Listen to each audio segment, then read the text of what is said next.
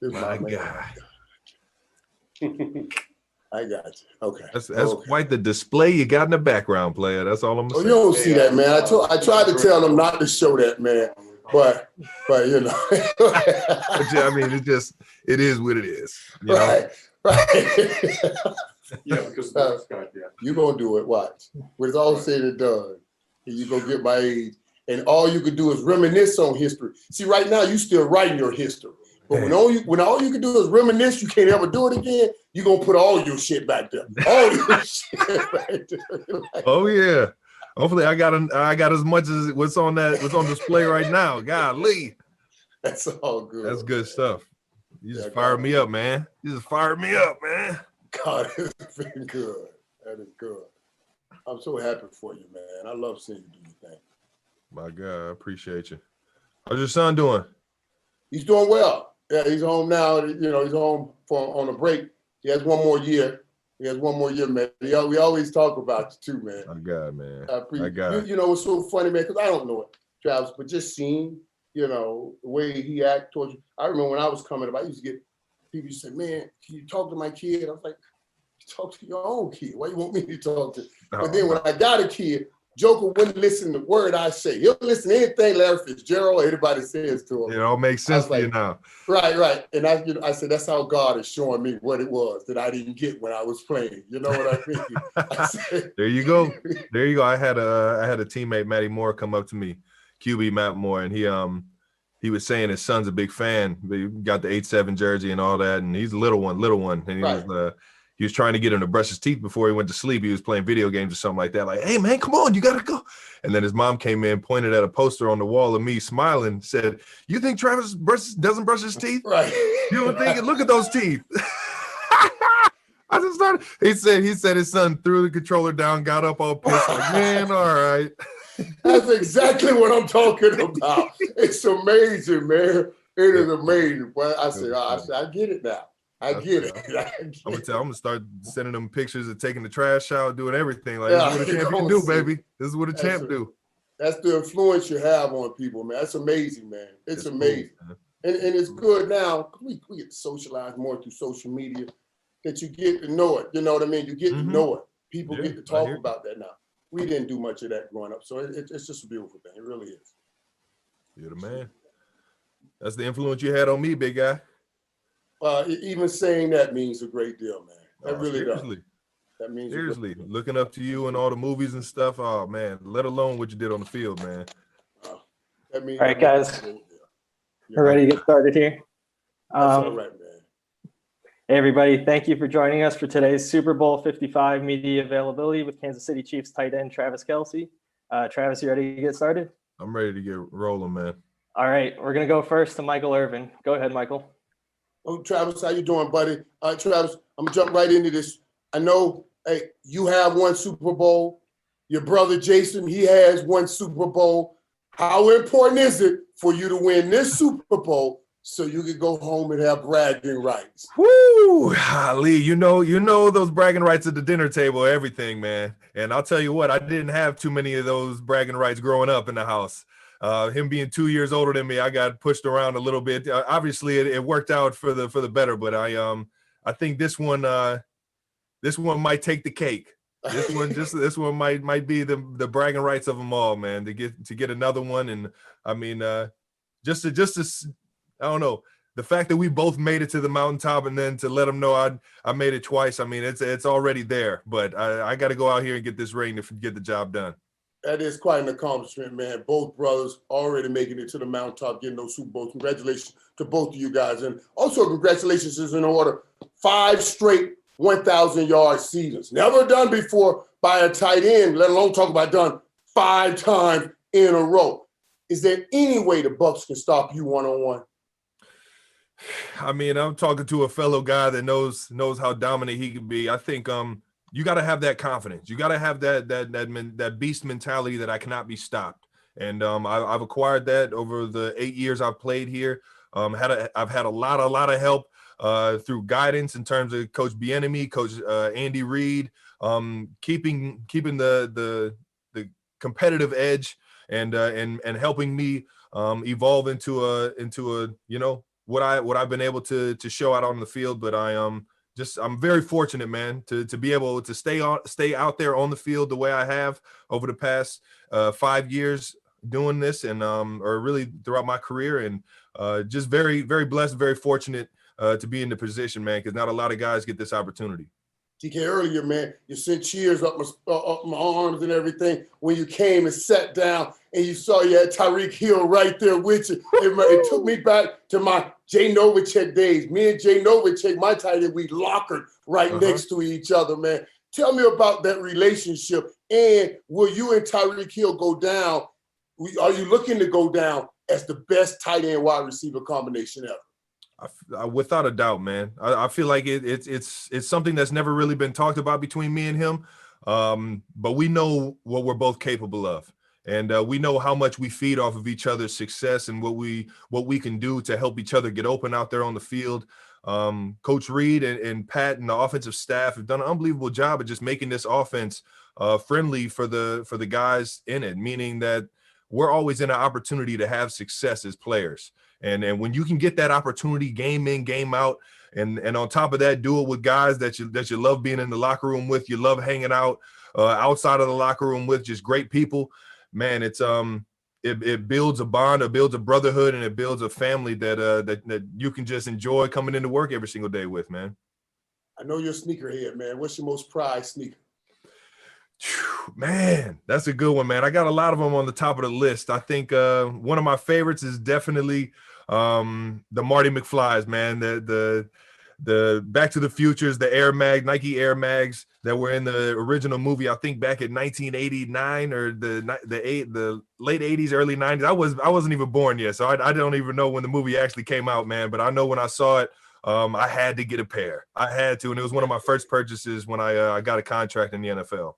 Hey, one last question, man. You know, a couple of years ago, we were at Pro Bowl. We all talked about it. That's when you were up and coming. And it was Gronk and Tyreek and Travis Kelce coming up to take over.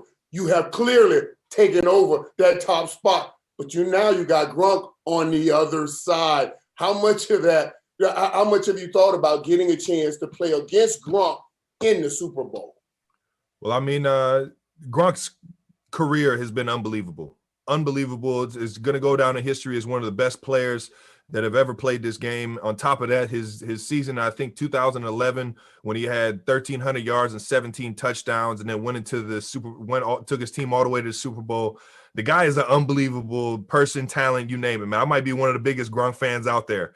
Let it be told, man. And it's just to see his career and how he's been able to get through all the ups and downs, handling adversity, leaving the game, coming back. It seems like he loves it all over again. I'm just happy as heck for him to be able to reach the mountain peak all over again, man. But it's it's a little bit personal, man. It's got to be that way. You know, I'm here and I'm playing this game to be the best that I can be, and to be the best that I can be for my team on every single play. And with that, it comes with holding yourself to a high standard. And I think that over the course of my career, one, I've been very fortunate to stay on the field, but two, been very fortunate to get matched up with Tyreek Hill and Pat Mahomes, because those two guys, man, they're legendary. They're legendary in their own right, and have definitely made my game go up since I've been playing with them. So. Keep doing what you're doing, buddy. Appreciate you taking the time. Good luck. You're the man, Mike. Have a good one, big dog. All right. All right, we're going to go next to Nancy Armour. Go ahead, Nancy.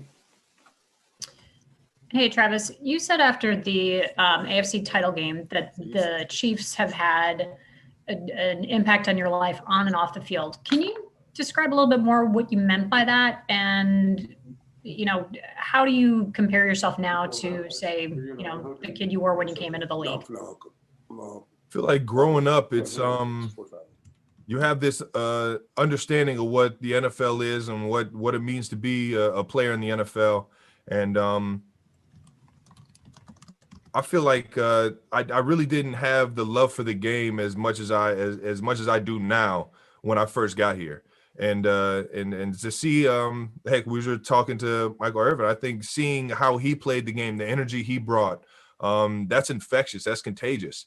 And throughout what he has done outside of football, you could see that's just how he lived life. And And I think that this team specifically has given me energy, has given me understanding of how to attack adversity. I think you can take a lot from football and relate it to life.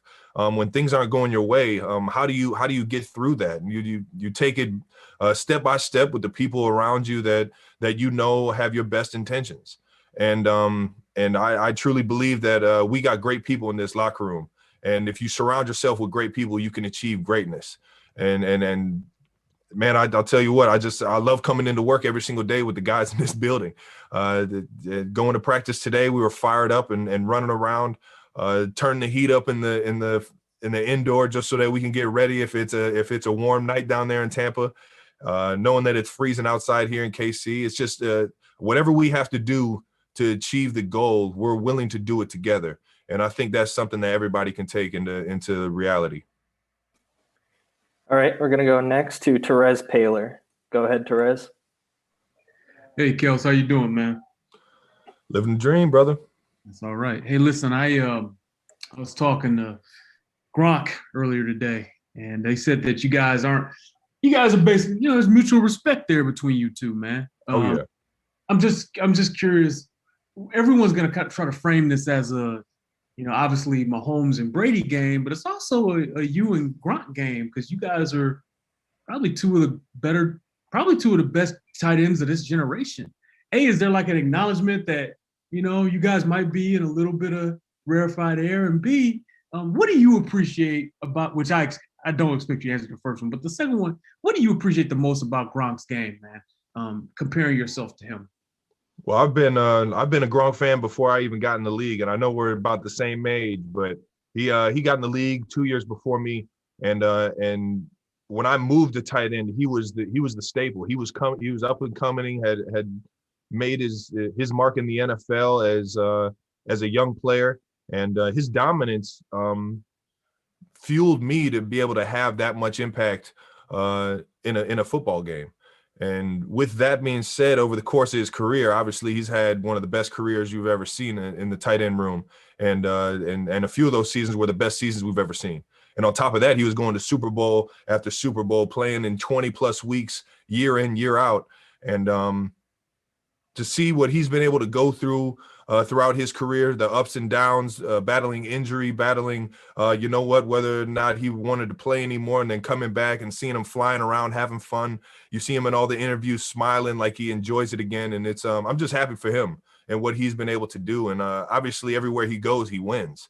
So that mentality, who he is as a person, he's a winner. And so I've taken a lot from just Gronk and seeing his story go on. And on top of that, as a player, I mean, I've taken just so much in terms of, not all of us are blessed with his size and his speed and, who he is, his energy that he brings, but you can take bits and pieces out of the game. I was talking to him last year before the Super Bowl and mentioned how he has tempo in his routes. It's not always just full speed, blazing speed. He has tempo in his routes, which creates confusion and deception to defenders. And because of how big he is, all he needs is a certain amount of separation for him to be able to go up and get his big paws on the ball. So it's just seeing where I can take bits and pieces from his game and translate it into having success in my game. I've been doing that for years, man.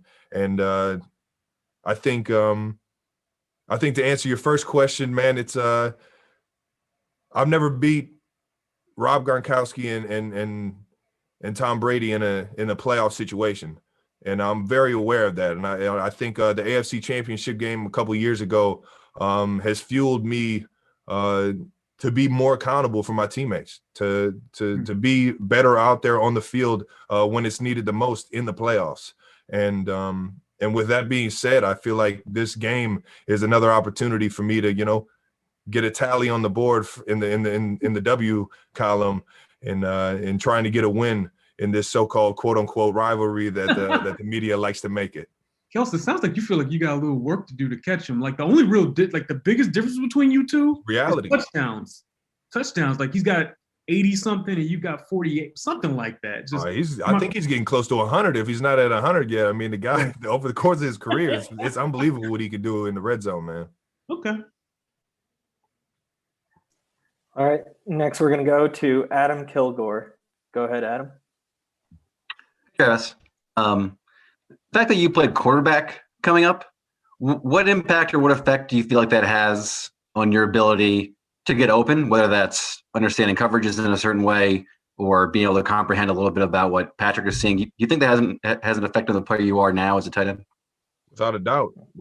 What it gave me is a perspective of what's going on in the QB room, the head man on the field, the guy that's got the keys to the car. How does he have success? Well, one, he understands what's going on the other side of the ball. Defense really predicts doesn't predict every defense. What the defense presents is everything that we do is predicated off of what the defense presents. So knowing what the defense is doing helped my game go from just being an athletic guy running routes to being a playmaker and being accountable on every single play. And I try and tell young guys this all the time, man. If you want to be great, you have to know the other side of the ball. You have to be able to play that chess match with the defensive coordinator and the defensive players out there on the field on how they want to defend you. Because if you just get caught up in being a one-trick pony, you're not going to have very much success in the league. And it's because guys scout your success. They see what you do best and they try and eliminate that. Well, if I have multiple ways I can attack certain defenses and always be a kind of an escape valve or a safety net for my quarterback, I mean, that just helps us move the ball down the field and get into scoring position. So it's just always taking it to the next level. And I think being in the QB room really helped me understand how to take a wide receiver or a tight end, a receiving position, and make it that much better by just knowing what's going on the other side of the ball. And going off of that, like, so when you get to the line on a given play, do you have like a visual or mental checklist you go through at all? And if so, could you walk us through that just a little bit? Just routine. Peek at the safeties, see what the safeties are doing. Once I see what the safeties are doing, I'm talking about this is through a passing route or if we're throwing the ball, see what the safeties are doing from there. Look at the leverages of the linebackers, the D line, and making an assumption off of that. But you have to be able to understand through a countless amount of film review and countless amount of reps on the field how to feel coverage. Because they're going to try and trick you and sometimes show a different coverage pre-snap, but all the film and everything, once they start moving, you'll be able to relate it to what you watched in the past or what you ran in the past in practice and make the best decision from there. But just always building instincts. You have to have those instincts and you have to be able to use them precisely and quickly to be on time, especially against a front seven like the Bucs. All right, and next we're going to go to Eric Lunston. Go ahead, Eric.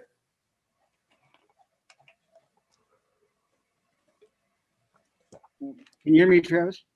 No, I can, yes. Everybody on the team seems to universally like Mahomes, but everybody may have a different reason. What specifically is it that makes you like him? He's just a good guy, man. He's just a good guy, great intentions. He works his tail off. You can see he's accountable through his hard work. And that's just on the football field, man. Off the field, I don't know if they make a better human, man. You talk about somebody that wants to be in the community, make things better for everybody, make things easier on those that have had it harder in life. And then on top of that, just the ultimate family man. And he makes everybody in the room feel like they're a part of the family, a part of the brotherhood. And it's just it's fun playing with him, man. When you got a leader like that, man, it makes everything easier and everything contagious, man. You just want to, bottle it up and go out there and play for him. All right, next we're going to go to Joey Redmond. Go ahead, Joey. Hey, what's up, Travis? Thank you, bud. All right. Just after the last AFC Championship game, you did your best Beastie Boys impression, which I know we all really appreciated. And then after the AFC Championship game this year, I don't know if you caught, but they were playing that song in the stadium after you guys won, seemingly in honor of you. Is there a victory song, perhaps, that you've maybe considered at the end of Sunday, if you were to grab the microphone again and give us another good musical impression? Listen, man, I don't know. Honestly, it was all instincts when I first did the Fight for Your Right to Party on the stage. when I was trying to take Nance's mic away, but I think it was something that Kansas City is very familiar with. A lot of people don't know this, but if you're in Arrowhead after a touchdown, we play that song. And then that's what got the crowd fired up when I started to say the chant. And I'm not sure if it would ever be anything else other than that if I were to, get on the mic and start singing something. All right, next we're going to go to Steve Walls. Go ahead, Steve. Hey, what's up, Trav? Steve. Hey, I was just on Patrick's Zoom a bit ago, and he was asked about what his spirit animal would be. And he said that he would be a wolf, being able to run around with his wolf pack. And he was also asked what he thought your spirit animal would be, and he said that you would be a giraffe. What do you think about that, man? And what would your spirit animal be? I don't even know. What is, man, a giraffe? That's what he said. Come on, Pat. He just threw me. What he did was he threw me to the wolves, man. Golly. Man, I couldn't even tell you, man. So you're saying what would my spirit animal be? Yes. Man, I grew up a Heights Tiger, man. I grew up playing the eye of the tiger in every single sports moment in my life. So I feel like I've always had the eye of the tiger, man. Cool, thanks. All right, next we're going to go to... You're not going to ask me what I think Pat's animal is? I won't even chime in on that. All right, next up, we're going to go to Alvin Whitney. Go ahead, Alvin. Hey, Trav, thanks a lot, man. Appreciate it. Of course. It's tough to win one Super Bowl. Talk about the feeling of being able to win back to back. Oh, man. Just trying to build up the honestly, I don't know what it's going to feel like if I get that opportunity. And I don't want to think about what it would feel like, before it happens, because if it doesn't happen, man, it's going to be one of those most sickening things that I've ever gone through, man. To make it to the big show, I've been watching nothing but NFL films, recaps of previous Super Bowls and the stories that happened throughout those years and for both of the teams. And they were just kind of on replay yesterday, just going one after another. And to see the guys that didn't make it, didn't find a way to win. I hope that I never have that feeling ever, come to life. It's just, we put so much effort and so much thought and so much, dream and vision and everything goes into this week, last week, the 2 weeks going into the Super Bowl, that if it doesn't pan out for us, man, I don't even want to think about what that feeling would feel like. So I'm just going to go ahead and go out there and every single day just put in the work, enjoy the process with my brothers, and hope that we go out there and we put on a show and drag ourselves across the finish line, man. And finally, can you take me through the Kelce game day experience? You look like you have a great time out there from beginning to end, pre-game all the way through. Take me through your approach during the game. It just looks like a whole lot of fun you're having. Bring the energy, man. That's it right there. Bring the energy, bring the fire. Know that it's going to be a 4-quarter game. So all the highs and lows that happen in the first, second quarter, you can't let them affect you, knowing that there's a lot of ball left to be played. And just try and be there for my teammates. Anything that the coaches need me to do, or the players on this team need me to do, I'm willing to do it, especially on game day. There's nothing, I don't care if it's triple coverage and I got a guy hunting me down from the opposite side. Throw the ball up, man. If I can make the catch before he can get to me, let's do it. I'm putting my body out on the line because this is it right here. This is what we worked our entire season for. This is what we worked our entire lives for, is to get one of these. And hopefully we'll go out and get another one, man. And finally, your connection to the community. You do some great things, man, with the kids and the love and the passion. That's the last one I have. Your love for the community. I love them, man. I love this. The kingdom, the Chiefs kingdom has been nothing but amazing since I've been here. The past 8 years, when I first got here, we were coming off a 2-14 season, and you could feel the energy and the momentum switch into this city absolutely going crazy over their Chiefs fans all over again, man. And all the support that they show me on the field throughout the week, all the support really that they've shown me since I've been here in Kansas City has been second to none, man. And all I want to do is be able to give that to this community. And no other way that I know how, or no better way than how I know I can relate to kids, because I was a kid that looked up to, you know, NFL athletes, professional athletes, and was influenced a lot by them. So I know how I look to a kid in terms of, you know, trying to do the right things and being there for them. And I think a lot of the kids in this community understand that, and they understand, you know, doing the right things is the right way to be. All right, next we're going to go to Jenna Lane. Go ahead, Jenna. Hey, Travis, since you were here last year, obviously it's got to be quite the different experience, you know, with COVID-19 and everything. How much are you know, guys missing out on by not being able to kind of be down here and experience what Super Bowl week is like? Honestly, I think it's mostly just the hype of it being the biggest sporting event in the world, man. The biggest stage that athletics provides for people is the Super Bowl, man. There's no bigger stage.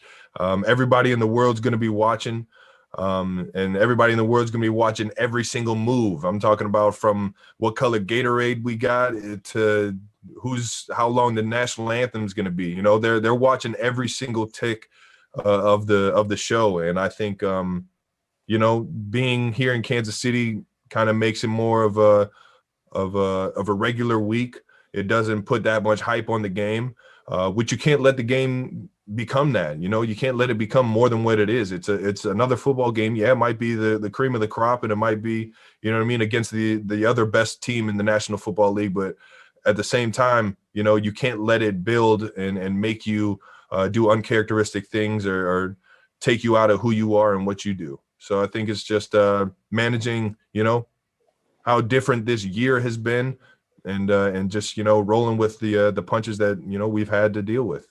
And a lot of people didn't think that getting to the end of a regular season and having a Super Bowl would even be possible with everything that's gone on this year. And it's been a really hard year for a lot of people. What is it going to mean for you to kind of be part of that, you know, where just like you have been every Sunday throughout the season, being able to take people's minds off of a lot of the bad stuff that's been going on in this world? It's such a blessing, man. I'm extremely fortunate to be in the position that I am here in Kansas City and doing the things that I love. And I'm fully aware that not everybody gets that opportunity.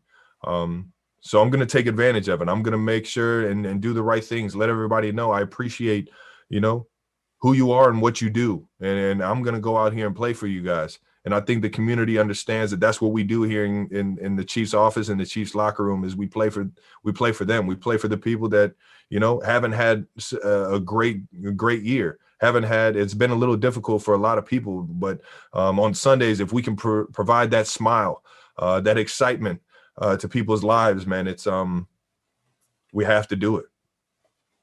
All right, next we're going to go to Seren Petro. Go ahead, Seren. Travis, I know this is one of those unique Super Bowls where you've already played this team, right? Andy Reid, you guys in the AFC West have been so dominant. He obviously knows how to prep a team for that second game. What is it about his game planning that you guys have been so successful when so many times those, you know, 2-game series or splits, you guys have been able to win both of them? What is it about the coaching staff that gets you guys so prepared for that second game? Just how great they are in terms of offensive and defensive minds. I think that one of the best things that Coach Reid has done throughout his entire career is no matter who he has on his team, he finds a way to put them in a successful position, which means for the teams that he does play twice, he makes sure that they get specific looks that mirror up to what we've run in the past. And this is no secret. The Bucs definitely know this, so I'm not spilling the beans on anything, but Coach Reid does a great job of giving you multiple looks out of certain formations, certain motions, certain movements. And what that does is it helps kind of keep the defense in a reactionary position if you perform them the correct way. And I personally, I can get as excited as as anybody coming into a game week, you know, no matter who we're playing, no matter how many times we're playing, because I know that Coach Reid and this offensive staff are going to do a great job of helping me have success out there on the field. And evidently helping the entire team have success. All right, next we're going to go to Jory Epstein. Go ahead, Jory. Hi, Travis. Obviously, COVID protocol isn't new for y'all. You've been doing it all season, but given the stakes and how high they are this weekend, are you talking about it anymore around the building? Does anything change? What's the key to making sure everyone's available on Sunday? You just got to try and do the right things. You know, if it's it's such a touchy subject. You don't know how you can get the virus, you know, exactly. You don't know. You can't just point a finger and say, you know, stay away from this. It's just kind of, you gotta try and live the right way. For this next week or so, you know, maybe not leaving the house is a good idea if you haven't been all year. And you know, it's just unfortunate, man. I hope that everybody, you know, nobody gets COVID. Everyone passes all of their tests so that nobody misses this moment, man, because I can only imagine how upset I would be if I missed the Super Bowl because of COVID, man. It would I don't even want to think about it. All right, next we're going to go to Nora Princiati. Go ahead, Nora. Hey, Travis. So you actually touched on this a little bit when you were talking about watching Gronk, right, when you were committing to be a full-time tight end. But I'm curious if you look back to when you did make that decision, and since then, how you've seen, in part thanks to guys like you and Gronk doing your thing and having a lot of success, how you've seen the position change and maybe become something that college players, high school players, maybe even earlier, are more interested in being tight ends and kind of dreaming of being in the position that you guys are, just because of how your guys' generation has changed the potential roles that tight ends can have in the NFL.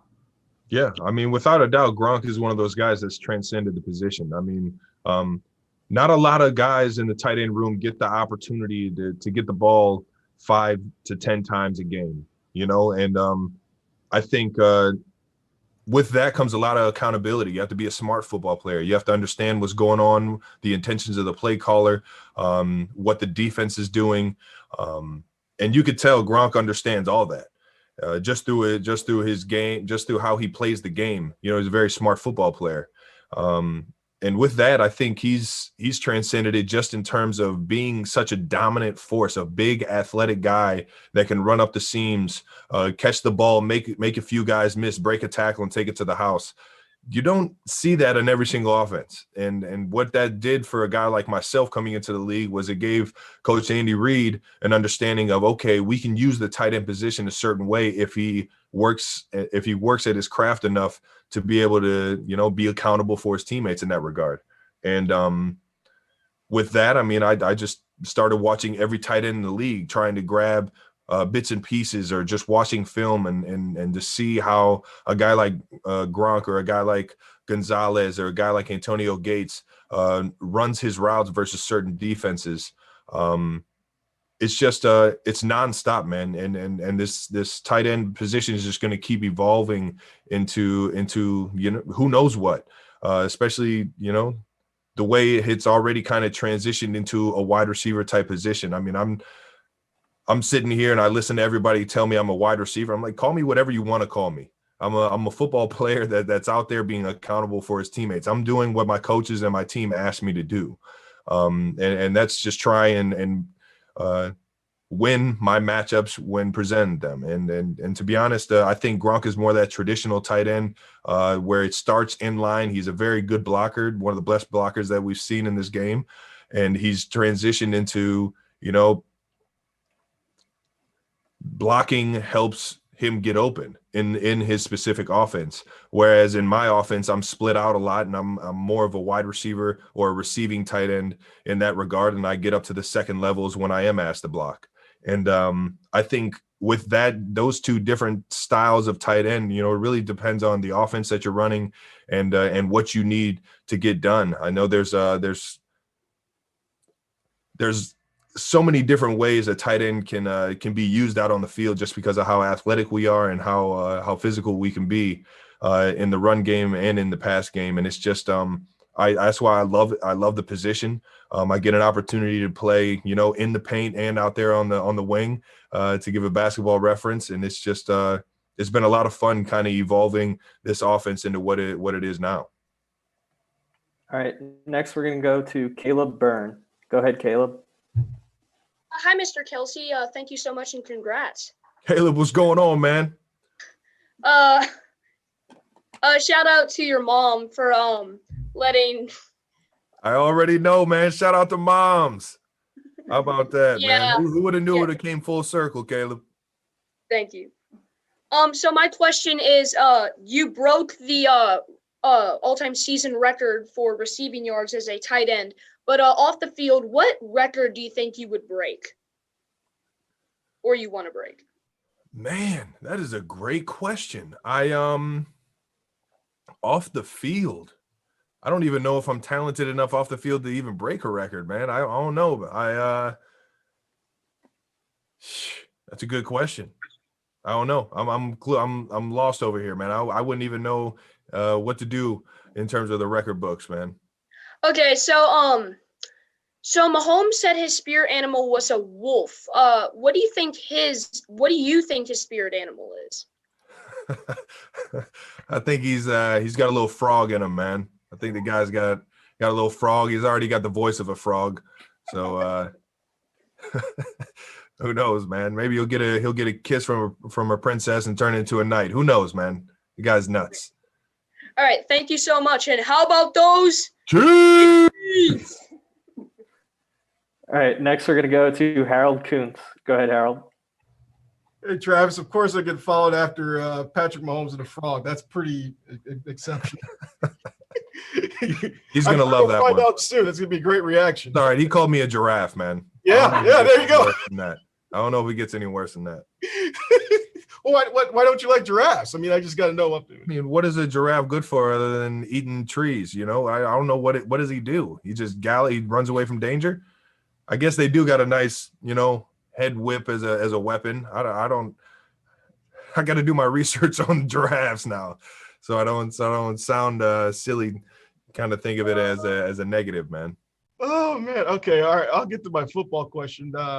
Speaking of the frog, Patrick Mahomes, he's always talked about how you guys kind of are so good at finding spaces when, as a receiver and tight end that you are. Just talk to your ability of how you've been over the course of the years, been able to just find those spaces to get open. And I know that's how football kind of works, especially the system you guys have, but just how you just been able to evolve over time to just be able to just find those spots when the defense and read the defense so well. Just a lot of work together, man. And it's not just in the building in the off season, finding a way to get out on the field and just go to work, feeling the voids and the defenses, going up to him, hearing everything that he says. I mean, I try and if he's talking to a wide receiver about a certain route, I'm trying to listen into that. I'm trying to hear what he has to say, just so I can always be on his time, in his head. And doing the things that he wants me to do out there on the field. And I've been very fortunate that we've been able to connect on a lot of different plays. Even when the play breaks down, still kind of being on the same page. And I do believe that I can be even better for him in those positions in the future, man. And it's just a nonstop learning cycle of trying to, just make plays with him, but also, be accountable for him when the play does break down.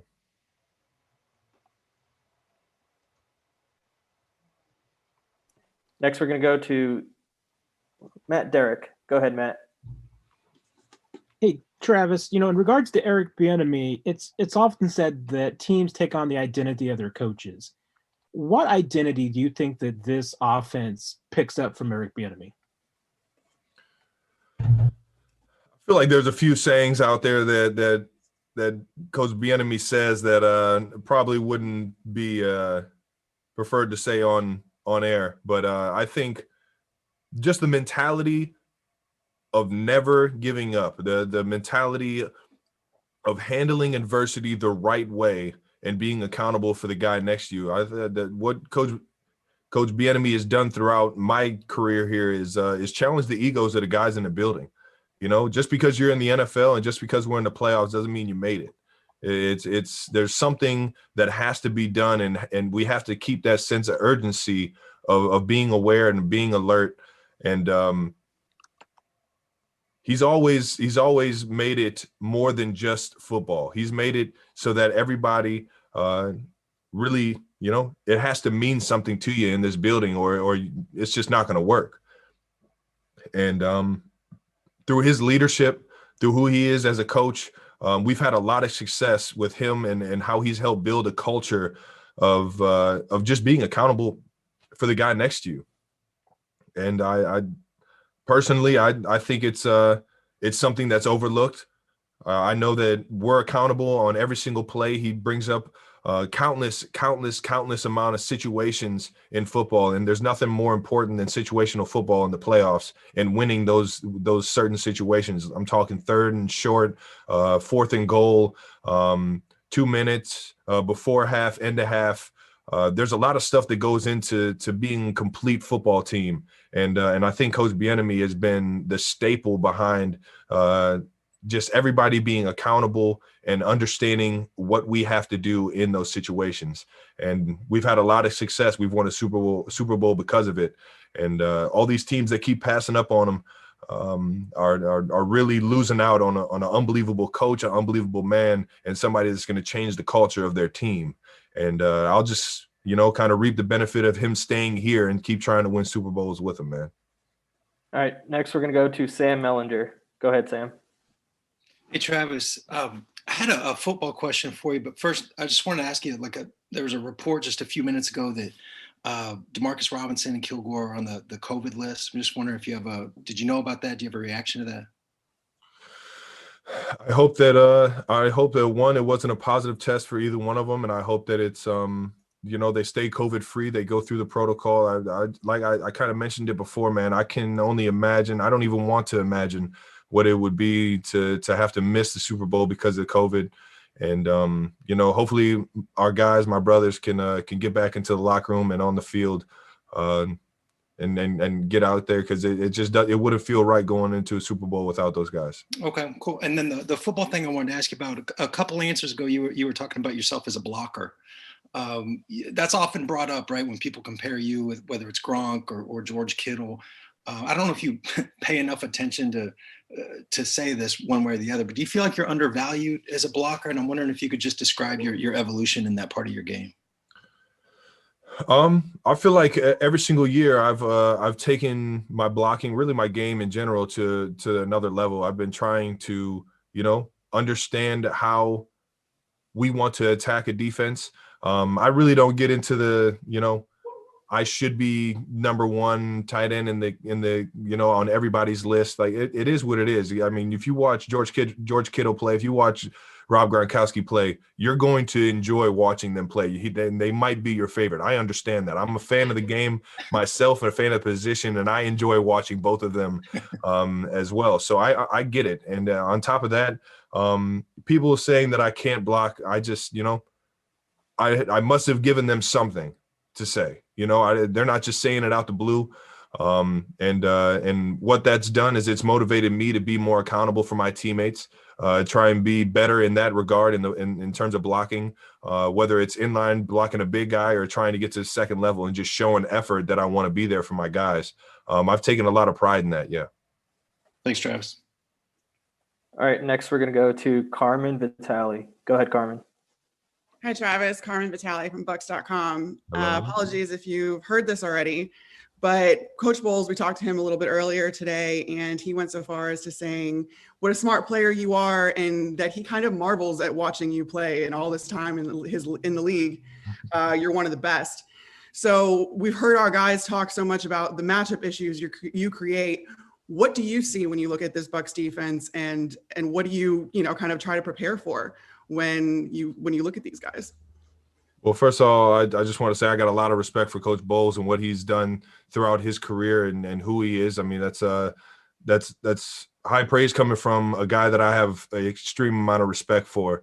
And it's just I've been very fortunate to be in this situation and have the players around me to have the success that I've had. But your second question, I'm sorry, can you repeat it one time?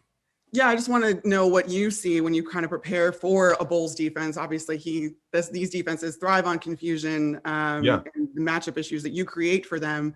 But what do you see when you look at them? Like you said, he does a very good job of kind of mixing up the play calls, and with that, you have to be ready for everything on every single snap. And credit to their players. Also to be able to take in, absorb everything that Coach Bowles is doing and what he's doing with the defense, being able to understand the intentions of the play caller, and then on top of that, being able to play free, because those guys aren't thinking about much. They are flying around and getting to the football. And I mean, their front seven gets praised about, but I do have a lot of respect for the secondary and how they play, how physical they are. In terms of at the line of scrimmage within 5 yards, they do an unbelievable job of messing with guys' routes. And that's going to be one of the keys in the game, is trying to get off of press coverage, trying to get off of the line of scrimmage so that we can stay on time, so that Pat doesn't have to feel the pressure of the front seven that is second to none in the National Football League. Appreciate it, Travis. Thanks. All right, we're going to go next to Jason Alex Fleming. Go ahead, Jason. How you doing, Mr. Kelce? Enjoying the day, man. Enjoying the day. Right on. I got one good question and one that's probably going to irk you a little bit. Talk to me about Eric Bieniemy and how he's made you a better player, and his offensive system and scheme as an offensive coordinator. And I want to remind you about what happened last week with a Mr. Wheeler up in Seattle. And I want to get your personal thoughts on how you felt he affected the Shield. To be honest, it's disgusting what happened with Wheeler. I don't even want to talk about it. I think it has nothing to do with the NFL. It's ridiculous that that a guy like that even had a job. He should have been in. I don't even want to say anything about it, man. What's happened with that young lady is there's no room for that in this world, and he should be dealt with accordingly. And yeah, like I said, I don't even want to talk about that. What was your first question? Mr. Bieniemy, sir. First and foremost, my apologies, Mr. Kelce. I didn't mean to upset you. No, it's all good. It's a very touchy subject, and I just would rather say that there's nothing I would like to say about that. I think everybody understands that's just flat out wrong. Mr. Bieniemy, offensive coordinator for quite some time. How has he affected you and your route running, and how you perform against defenses that just can't stop you? Well, Coach Bieniemy, how you doing, Mr. Matthew? What's that? Oh, Coach Bieniemy has done an unbelievable job. I kind of mentioned it earlier about making sure everybody's accountable and in the right position, and understanding and very aware of the situation at hand. And with that comes accountability, man. You have to know your stuff playing in this offense. And EB is a guy that he's going to challenge you every single day you're in this building. There's not a single day that he won't get on your tail and tell you to be better. You know, that we need you to be better. And he's gonna be very personal with you. He's somebody that I like to look at almost like a father figure, as a big brother, as an uncle, somebody that I can rely on to give me great advice, and because I know they have my best intentions. And he has that with every single player on this team. And when you have something like that at the top as a leader, you have no choice but to keep progressing, keep getting better. And I'll be the first one to say that's how I've been better throughout my 8 years in the National Football League, because of guys like Coach Bieniemy staying on me about the little things, the tiny bit of things, like running off the field. You don't understand how much detail goes into being a great football player, and I think Coach Bieniemy gets that out of people. And you can see in all the running backs that have played for him say the same thing.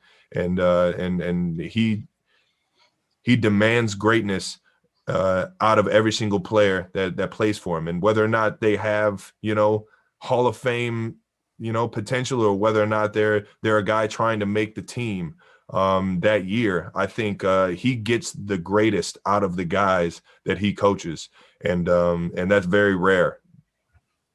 All right, guys, we have time for one more. We're going to go to Krista Patrick to close it out. Go ahead, Krista. Hey, thank you very much for your time, Travis, and thank you so much for choosing me with my hand raising up. I appreciate that as well. You've been very passionate today on speaking on this back-to-back run of Super Bowls. Earlier, I was listening to Gronk this morning. I'm so bummed I didn't ask him what his spirit animal was, but he had high praises for your game and how it's evolved every single year. You're obviously setting records every single season, heading into the playoffs. Your teammates put that captain's patch on you, and you have a gold patch at that. I just have two quick questions. One, do you feel any extra responsibility? You've talked about all the details and every single play trying to be perfect, as Bieniemy preaches as well. Do you feel any extra pressure to help get your team that second Super Bowl ring? And two, are you still a visualizer, and have you visualized this Super Bowl game yet? Without a doubt. I'm nonstop visualizing, trying to be accountable out on the football field, whether that's, making the most unbelievable play that you've ever seen on the football field, to just, making my block so that I can spring a guy for a touchdown. It's that visualizing and being able to dream about the game helps create instincts. And I'm very big. Now, on top of that, I do a lot of film review. I do a lot of understanding what defenses are presenting. So that helps with those instincts and helps me be able to dream, let's say, in the right direction, or visualize with the right mentality. And I think that in terms of the pressure of the game, nobody puts more pressure on myself than me. And it's been like this since I was a kid. I know what a good football player looks like. I know what a great football player looks like, and I know what a great tight end looks like. And I if I don't see that out there on the field on every single play, every single second of that play, I got some work to do. And with that being said, in terms of getting the C on my chest and being able to have it enough years to have it go gold, and have that accountability from my players, that trust that I'm going to be there for my guys, it just keeps building. It keeps adding to who I want to be for my teammates out there on the field. And what it makes you want to do is watch a little bit more film, understand the defense a little bit more, clear up all the questions that we have on what could be presented and how we want to attack. And with that, man, it puts you in a position to have success. And then all you have to do at that point is go out there and achieve it. Thank you very much. All right, Travis, that's it. Thank you for your time. Thank you for everything, guys. Thank you, sir.